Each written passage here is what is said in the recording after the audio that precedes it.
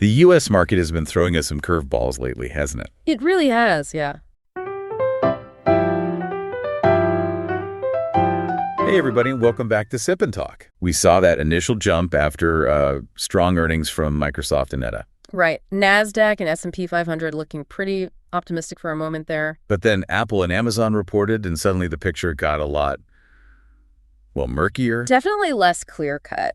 So what's the real story here? I mean, is this rally a genuine sign that we're on the road to recovery? Or is it just, pausing for breath in what might actually be a longer downturn? That's the central question, isn't it? Absolutely. And to really understand what's happening, I think we need to take a closer look at the economic signals. Yeah, the complex signals we're seeing, especially when we factor in potential and existing tariffs. Ah, right, the tariffs.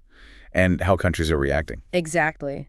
And our listener today, shared some fascinating sources that really dig into these interconnected issues, tariffs, international reactions. Yeah. It's all tied together. It really is. And what's being discussed, basically, are three possible scenarios for the market right now. Okay.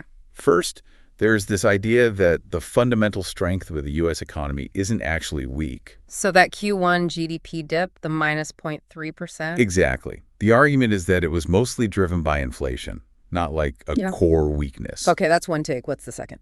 Second, there's a lot of anticipation, maybe hope in the market, that the Federal Reserve might cut interest rates. The Fed cuts, yeah.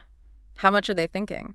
Well, we're talking about a potential full 100 basis points, so 4 rate cuts. Wow, okay. And the thinking there is, well, if inflation doesn't get worse and tariffs don't become too damaging, right, then those lower rates could really boost the value of future profits, pump more cash into the market. Makes sense. And the third scenario? The third rests on the possibility that perhaps the U.S. might ease up on tariffs under pressure. Concede a bit. Yeah.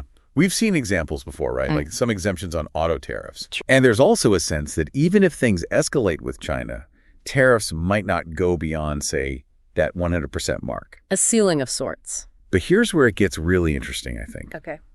The big question hanging in the air is, can the U.S. economy actually hold up? Can it stay resilient until these potential tariff negotiations, wrap up somehow? That's a huge question, especially with so many players involved. Exactly. I mean, look at the list of countries and regions talking with the U.S. right now.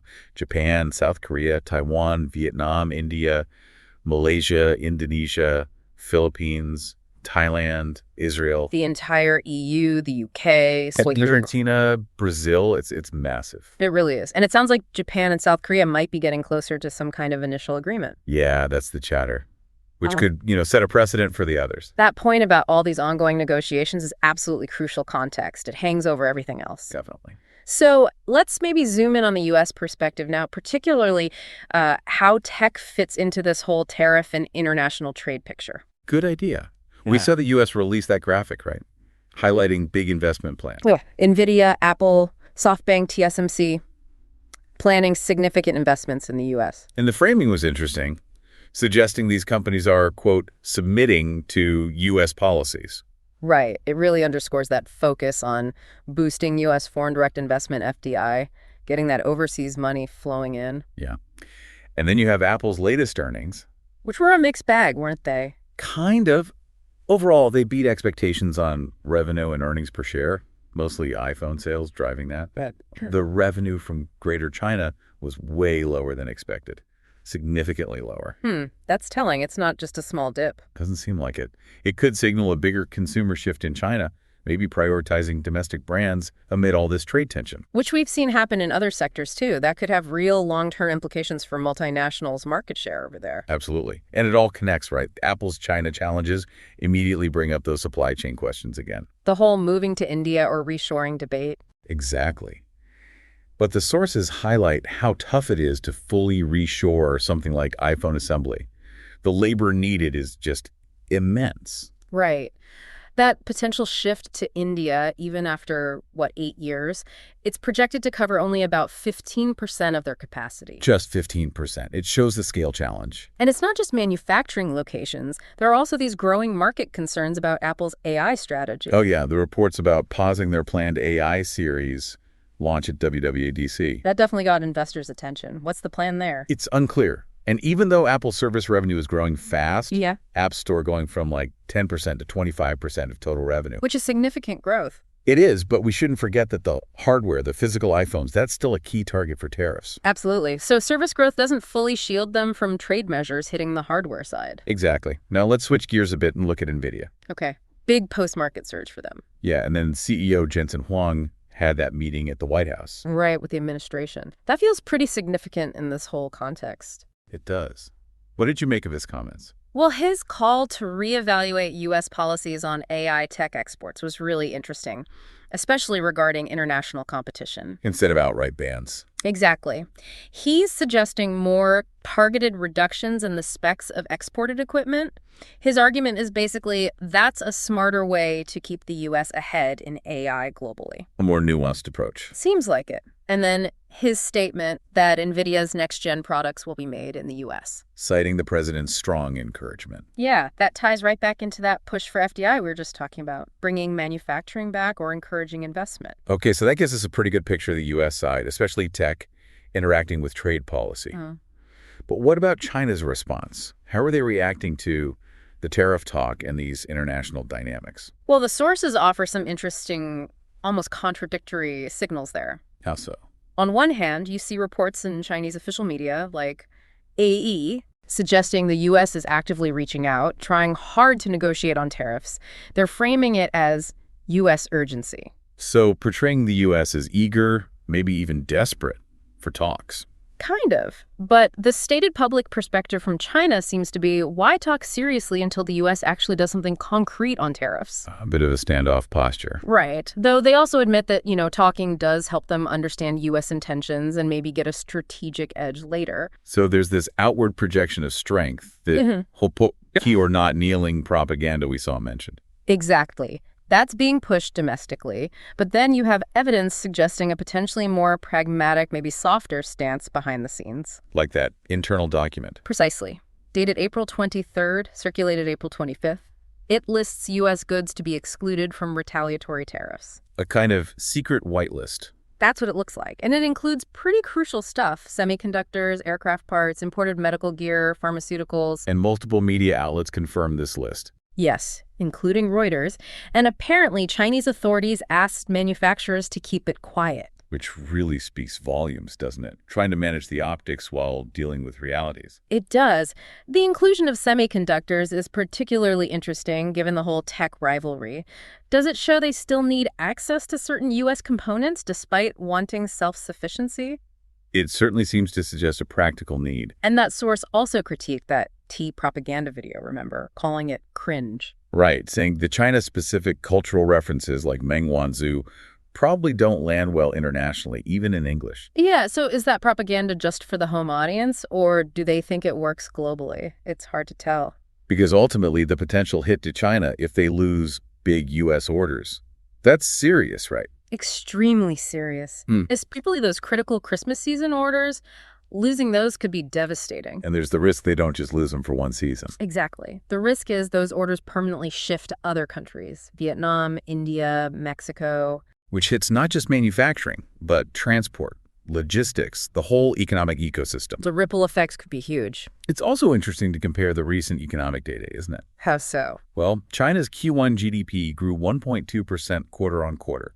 The U.S. contracted slightly, minus 0.3%. Okay, so China grew faster on paper in Q1. Yes, but look at the stock markets. The U.S. market rallied, despite the GDP dip.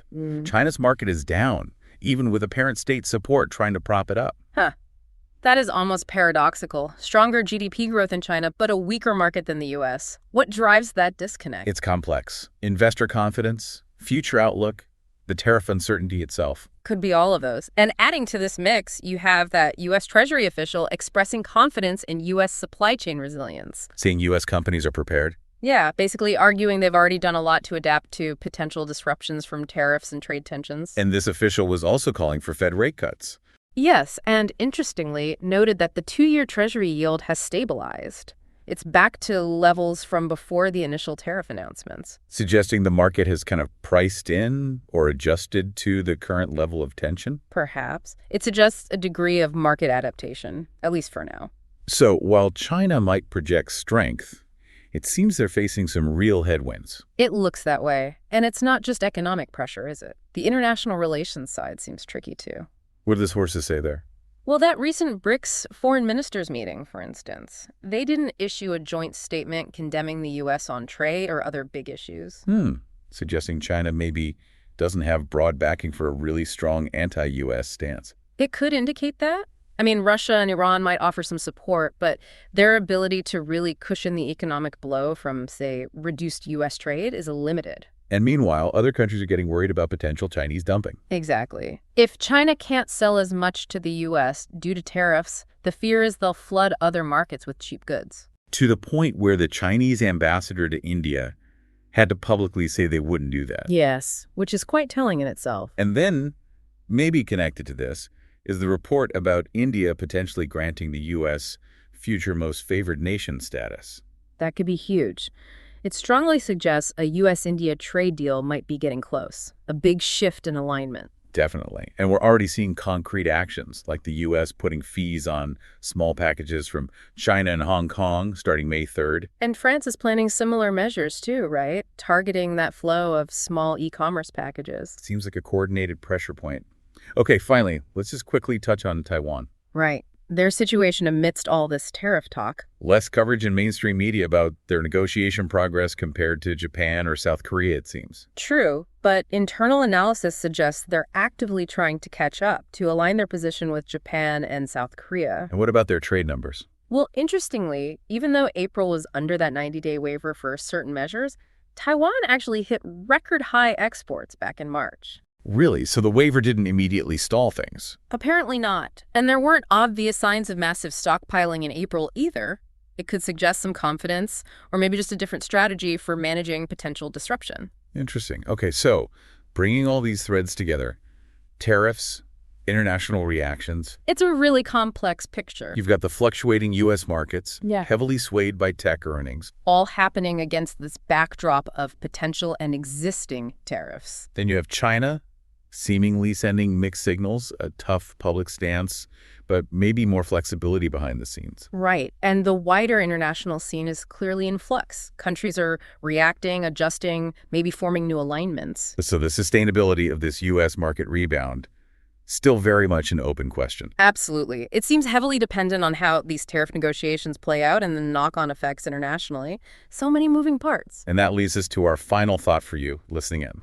Given this really intricate web of economic pressures, all this strategic maneuvering on the international stage, What do you think are the longer-term implications? For global trade, for supply chains, where does this all lead? and maybe more importantly, who ultimately bears the real cost of these huge geopolitical and economic shifts in the years ahead? Definitely something to really consider.